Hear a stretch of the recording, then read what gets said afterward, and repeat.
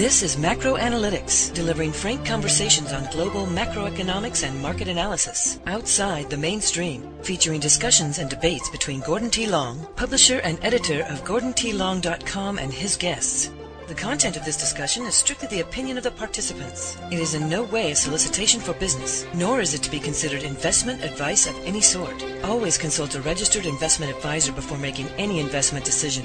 These discussions are extremely hard-hitting and terribly frank, and parental discretion is advised. Now, on to the show. I'm Gord Long with GordonTLong.com, and I have again with me this morning John Rubino, well-known author and publisher of the website Dollar Collapse. Welcome back, John. Good morning, Gord. Great to be back. I enjoyed our conversation the other day on gold, and we mentioned then we're going to talk today about follow-up the Kondratieff long wave, and I personally believe they tie very much together with what we're seeing in gold and commodities overall. For our listeners that may not be familiar with the Kondratieff long wave, it was developed by a Russian economist who was actually trying to pick holes in the capitalist system. He wasn't successful in that, but what he did discover is this predominant long cycle, and there's a lot of foundations and reasons for it from a psychological standpoint, multi-generational kinds of attitudes. But basically, John, if I could just summarize it for everybody, the stages as it goes through from spring to winter is that during spring, inflation is benign. And then during the summer, consumer price inflation increases, and it's in line with monetary expansion, which finances the summer. Price inflation reaches its peak at the end of the summer, and then during the autumn, the rate of increase in inflation falls off, and that's what they call disinflation.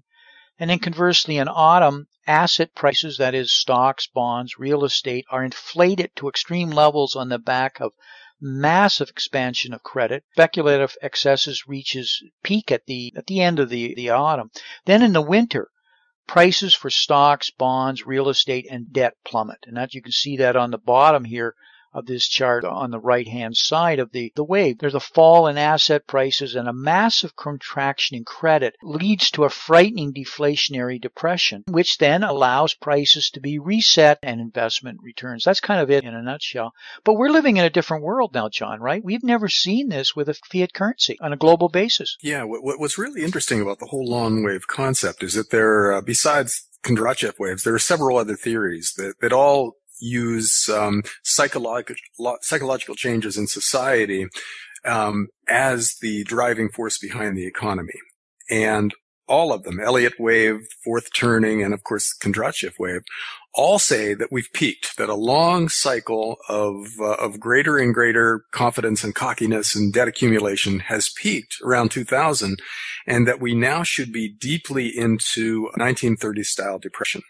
Because that's how you get rid of the debt. You wipe it all out and get rid of all the malinvestment that happened when people were too cocky, and then you can start over from a sustainable base. And yet that has not happened, at least overtly. It doesn't seem to have happened. We don't feel like we're in a 1930s style depression. And the reason for that is that for the first time in history, all the world's central banks are armed with unlimited fiat currency printing presses. So we build up a huge amount of debt, but instead of wiping that debt out, we've been borrowing huge amounts of money at central bank and federal levels and printing as much money as it takes to cover that debt and kept everything going. The big banks in the U.S. have not collapsed because we gave them enough money to keep them going. 70% of homeowners haven't been thrown out of their houses because we've pushed interest rates down to the point where you can refinance a mortgage for next to nothing. And people who lose their jobs aren't starving because they get unemployment benefits and then welfare and Social Security and Medicare. And it just goes on. And all of it is paid for with borrowed money. So the question is, has printing press invalidated the concept of the long wave, or has the printing press allowed us to buy an extra decade of staying out of a depression, but at the cost of so much extra debt and so much extra currency creation that we've created the conditions for an even bigger crash out there somewhere in the future? And I think that's a fascinating question because we've never been here before. We've never had these conditions with this much debt and printing presses all over the world. And so the next decade will be, from a theoretical standpoint, absolutely fascinating because we're going to see these two huge forces, both of them growing,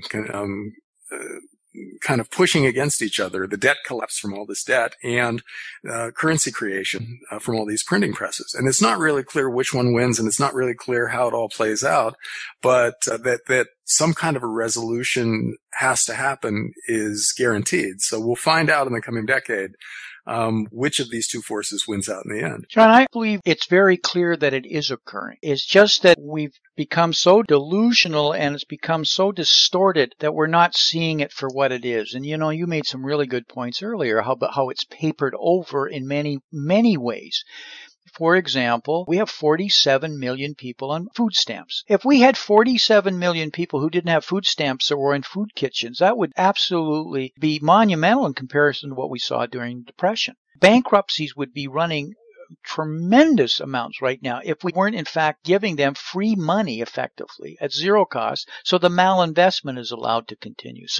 But these things are happening. They're all around us. And so we're seeing all of the deleveraging that you see during the winter element. They're happening, but the degree of fiat currency is papering it over. So to some degree, it's the same as you have cancer and you're feeling pain, and what the doctor is prescribing is heavy doses of aspirin.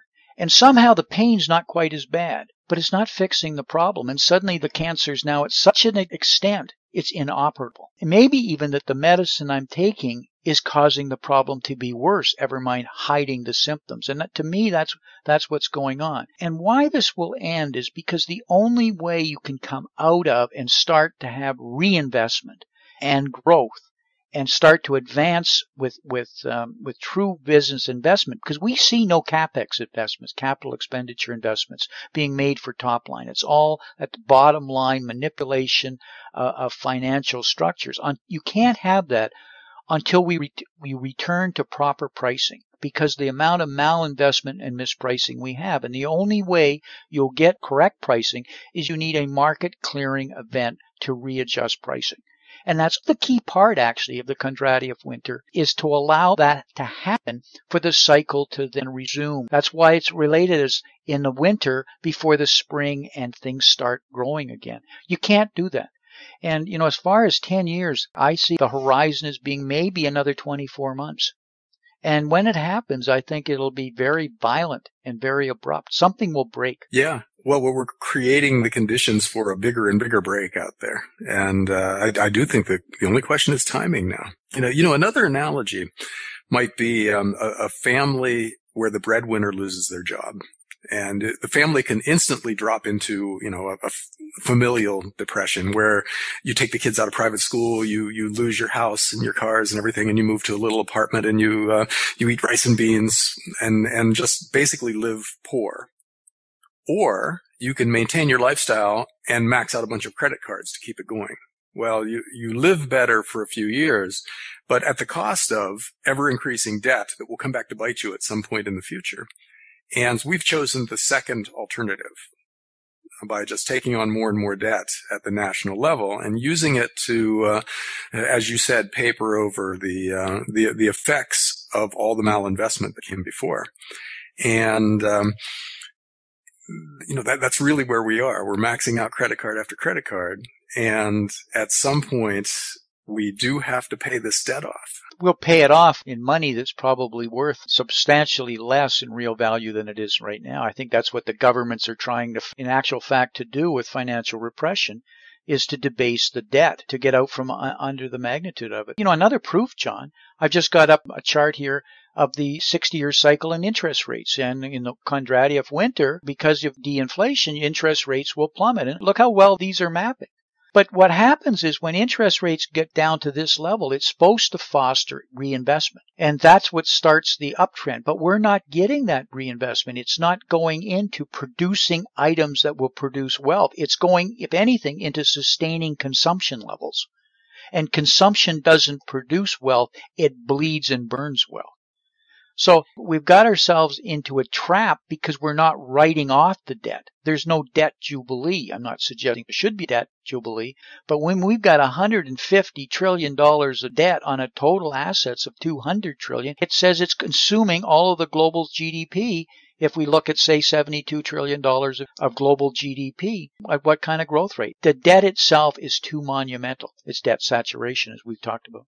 Gordon, if we took that chart and we overlaid total debt in a given society, you would see that that's where the departure happens, that in these past cycles, debt plunged along with interest rates when the economy turned down. And in this cycle, interest rates have gone down, but debt has not. Total debt in the U.S., it ticked down a little bit in 2011, 2012, and then it started to rise again. So total debt is still way up at record levels. It's just barely off the absolute peak.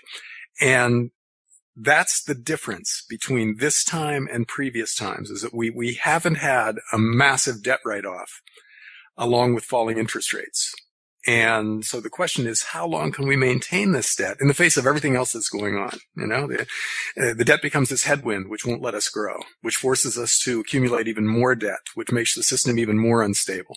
So what happens out there? One of the things that happens, John, is the element of debt. Debt only can exist if there's some kind of collateral to support it. People don't lend money, and especially when low interest rates, unless there's going to be collateral to guarantee if something goes down, they're going to be protected. Well, what's happening now is collateral values are contracting. I have up here a chart from McKinsey that shows that, in fact, the total assets globally, stocks, bonds, all rolled together, have flattened out here for the last 5 to 7 years. But if you look at it, debt has been increasing, but assets have been shrinking.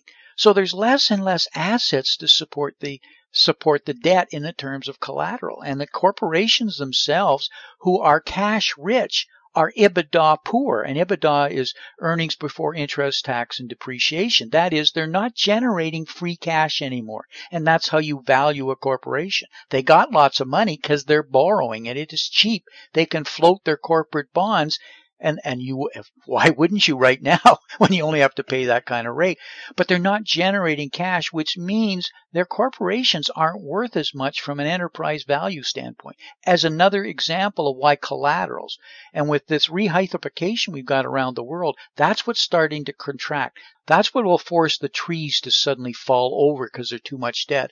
Because everybody's under this impression, well, if you've got this much debt, just keep extending it, just keep kicking it out. You can't. Collaterals are falling and non-performing loans are going up. It's like a clock ticking. Does that make sense to you, John? Yeah, that's exactly what you expect at the end of one of these long cycles. You accumulate so much debt, and so much of it is for non-productive uses, that you can't generate massive increases in corporate profits going forward, because so much of your societal capital is tied up in non-productive assets. And so you have to wipe that out at some point. And what we're trying to do is delay the inevitable, and we're seeing the results of the malinvestment in an inability to increase wealth going forward. The economies of the world just are not growing. And lately we've started to see us, potentially tipping back into some kind of a deflation. You're seeing gold go down and bond yields go down at the same time. Bonds go up, gold goes down. That's a deflationary picture. We've got a chart of that somewhere with gold and bonds in the same chart. And when you see that, that's a portrait of a society that is maybe tipping into deflation, which would imply that the long wave is starting to win. Despite all this money printing and all the new debt that's been taken on by governments around the world, the global economy is not really growing very much. And especially the U.S. and Europe. Europe is in deep recession right now, and it's deepening. The U.S. had a little anemic recovery going on, and it's slowing to the point where it looks like it might stop here pretty soon. And this is despite just insane amounts of money creation and new borrowing. And so the question is, what happens next? Does the long wave finally win out, and do we tip into a global deflationary depression in the next few years, or do we meet the current slowdown with an even bigger liquefaction attempt, where we, if the Fed's balance sheet at $3 trillion isn't big enough, we go to $10 trillion and start emulating Japan, where they're doubling the size of the amount of debt that they're buying from the government, and we just monetize all the borrowing that's going on and increase our borrowing and see if that works. The answer, John, I believe, is yes. Yeah, they'll definitely try it. I do not espouse that in any way, but I believe that's what's going to happen. I believe that's the roadmap that we're on. Growth right now is contracting at a significant rate, and if we use proper deflators, I believe we've been in negative growth for quite some time and true contraction on a global basis. Even the IMF just took down its growth rates, and then we consider on a global recession in 3%. We're now down below that kind of level. We got 41% of the countries now in contraction according to the OECD. So we have no growth. So how are we going to be able to pay from a tax standpoint, and we're seeing that right around the world, the debt? I ran a number of businesses, and I learned that when your business gets in trouble, it's absolutely critical to get your costs down as fast as you can, and you cannot delay it, even though you want to try and fix the problems and grow your way out, which you have to do. You have to cut hard, you have to cut fast, and you have to cut deep. A lesson you hope you survive and you learn, because if you don't, you have that much more debt that when you're coming out becomes that harder, stronger of a headwind that you're having troubles fighting and gaining traction with new innovation and the cost of your R&D. And that's maybe a long way of saying it, that what we failed to do from governments is we've just kept spending and increasing the debt. I don't believe there's enough innovation and growth change that can offset the mountain of debt that we've put, even at these incredible interest rate low levels. Matter of fact, I would argue we can never have interest rates go up again without the system collapsing. So the next stage of this is an overt announcement by the world's major governments that they're inflation targeting. They're going to generate, just like Japan has decided it's going to try, that they're going to say, we are going to have 2% or 3% or 4% inflation, because there are a lot of people calling for inflation rates up to 4%. We're going to have that rate of inflation going forward, and we're going to create as much new currency as it takes to get there. Exactly. And then the experiment gets really interesting, because we're going to see flat out unlimited money creation from all these printing presses in the face of a long wave which is tipping over into winter inexorably. And so we get to do the experiment in its most extreme form and find out what happens. And, I'm terrified and interested at the same time, because this is guaranteed to be incredibly messy and chaotic. It makes no sense, because let's pick on Japan. So it's now said it's targeting 2% inflation rate in the next 2 years. Come hell or high water, that's what's going to do. Well, John, right now, look at its debt. A 1% increase in its debt will consume its total taxes. So if it's successful, and let's assume it gets 2% inflation, do you mean interest rates won't go up to reflect any kind of inflation? Well, if it goes up even 1%, you just absolutely no tax money sufficient to pay for it. So you have insolvency. But of course, we all know sovereigns can't be insolvent as long as they can print their money. So now we're into further debasement. So what happens? But what happens is, and here's why it's a complete death spiral, the prices go up for various countries, so the consumer can't buy, and most of the developed world live in 50% plus consumption economies. The United States is a 70% consumption economy, which I happen to believe is totally out of line and can't be sustained. How long can this go on? Well, the capitalist system doesn't work that way. Which really brings us back to the fundamental insight that applies to everything that's going on in the world today, which is that when you borrow too much money, you lose control of your destiny. And that's where the world is right now. We've just spent the last 30 years borrowing more and more each year and thinking that we were in control, thinking that we had it figured out. And really all we were doing was just living off of other people's money. And now we have to pay the price in some way, and none of it is going to be attractive. There's no alternative left that leaves people 10 years from now in the same psychological and financial shape that they were in the late 1990s or whatever. We'll never be that well off, or we won't be that well off in this generation, because we have to work this debt off somehow. And so, starting from that point of view, we have a debt crisis. Somehow we've got to work through it. It's going to be painful, and it's probably going to take a long time. So what are the details? And that's what we're examining now, and that's what we have to live through. And the details look like they're coming into shape. We're going to see a slowdown globally. We're going to see the governments of the world react with even more money creation, and then at that point, it gets very chaotic. It's going to be hard to picture what happens. Who's going to lend money in any way when there's no way of the tax base ever being supported? So it forces complete and total monetization, which forces the currencies to be worth nothing but relative to what? So suddenly things that are separate from printed, artificial, I'll even use the word counterfeit, of value will be of value. Mm-hmm.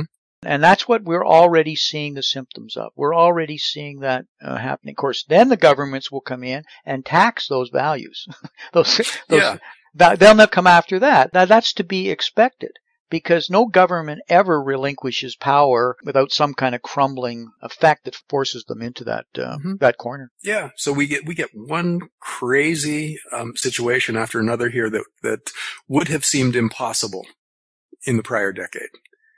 And historically, that's the way it's worked out too. Governments have done things like this many times in the past, and they frequently end up making crazier and crazier rules to try to maintain power. The Roman Empire imposed the death penalty on shopkeepers raising prices.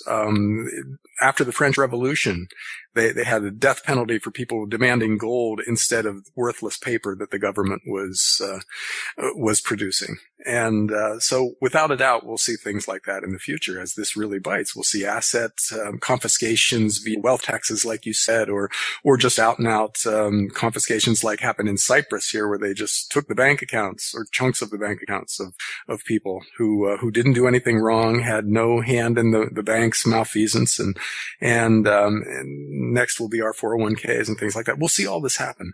We don't know when, we don't know what the sequence will be exactly, but we know crazy stuff is out there waiting to happen because we borrowed too much money and because that's the way it always plays out. The moment you move away from sound money, mm-hmm. you've lost control. The democratic system itself doesn't ever really allow you to get it back until there's a crisis. And the brilliant and the best minds that have ever studied this, how you get into it, how you get out of it, everything, have all come to the same conclusion. The solution is never to allow it to happen. Mm-hmm. Because once it happens, there's no way out. And that's why I refer to it as we're below the event horizon and we're in a spiral. Look at Europe right now, trying to bring in austerity. Every government got thrown out. They threw in the hat. Ty and I used to do shows a couple of years ago on something called Global Insights, and we ended every show for a year, don't worry, they'll print the money. Because we did. Because it was so, and at the time people thought we were crazy. That was before we went to flat out quantitative easing. And because it's predictable what happens when you lose control, and that's what's happened when the debt, because the banks aren't going to write it off. They're just not be over their deathbed. And the politicians aren't going to come out and tell you that here's what you have to do to pay your share of debt. So the only way is to let this go its course in a crisis to allow you to reset. And so there's a resetting mechanism. And unfortunately, the longer we wait, the more painful it's going to be. If we have time, Gordon, there's another long wave theory called Elliott Wave that sheds a little bit of interesting light on this too, because their wave cycle has 5 parts, with the fifth being the topping, and then it collapses from there.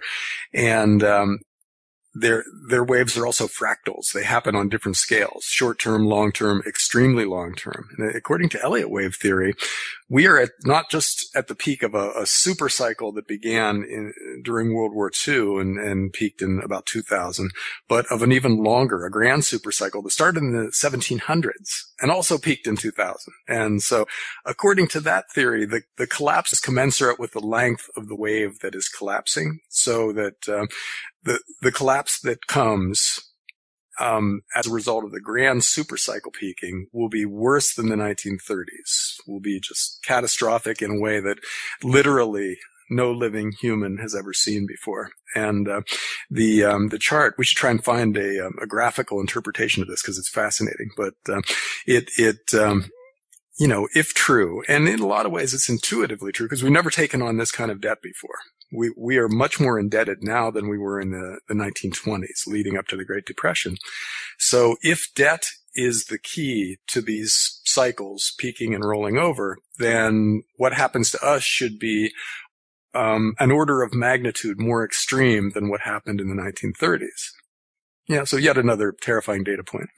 John, actually, this is all, as negative as it may sound, all very positive, because what it reflects is really the world trying to change. We went through globalization without really understanding what it meant, and we've moved now where we've got 8 billion people that in the last 15 years, 2 billion of them have now entered into the possibility of being middle class. So our standards of living around the world are starting to raise our population up, but unfortunately, we don't have the growth or the sustainability right now.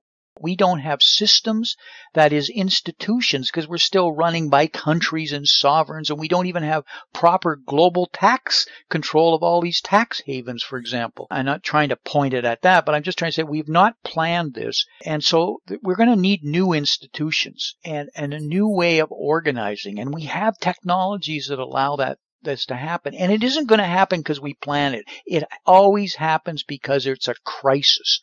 And then things break. And then it forces us to come up with something new. It's that new that allows us to take the next step. And I think that mankind in the next 15 years is going to go through a very, very historic, difficult time. But on the other side of this, I think the world will move to another level that it'll be much stronger and better. But this generation is going to have some very, very difficult times going through that. I'm not trying to be too Pollyanna here, but when I see crisis, it's change trying to happen. We have to break, John. We're out of time. Any last comments you'd like to make? No. Once again, Gord, we've covered this pretty well. Although, we could do hours on this stuff because it's so interesting and there's so many different angles. But for the time we have allotted, we've done our thing. I have no idea what we'll talk about next month, but there'll be more than too much, I'm sure. Yeah, some things might happen in the next month worth talking about. We can count on that. Talk to you later. Okay. See you. Bye. This has been Gordon T. Long, editor and publisher of GordonTLong.com. New recordings are posted regularly and can be found at GordonTLong.com. New show notifications are available through RSS feed, iTunes, and other social networking venues at GordonTLong.com.